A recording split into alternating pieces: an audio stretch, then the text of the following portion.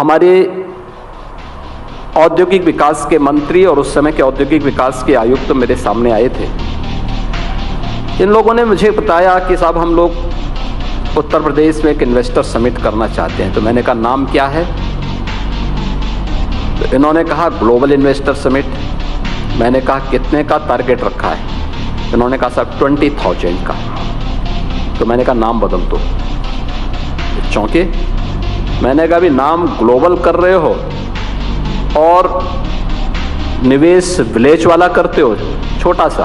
उन्होंने कहा 20,000 करोड़ बहुत होता है। अरे हमने कहा यूपी का वॉल्यूम तो देखो। उस समय यूपी 20 करोड़ 22 करोड़ की आबादी का राज्य था। तो मैंने कहा 22 करोड़ की आबादी में आप 20,000 करोड़ की बात कर रहे हैं। उन्होंने कहा साहब कौन यूपी में निवेश करेगा?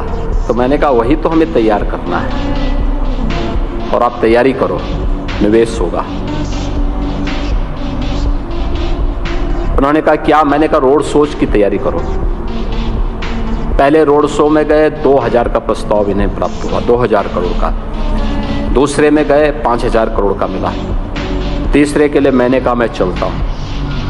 मैं गया, वहाँ पे मैंने सभी उद्यमियों से बात किया। सभी उद्यमी बहुत हंसते हुए मिलते थे, लेकिन अंत में कहते थे साहब देखो हमने तो यूपी से कसम खाया हुआ है कि हम यूपी में वापस नहीं आएंगे।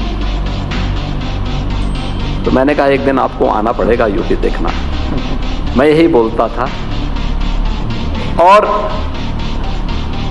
इन्वेस्टर समिट हमने बाद में किया। उस रोड शो में हमें 2.5 लाख करोड़ के प्रस्ताव प्राप्त हुए थे।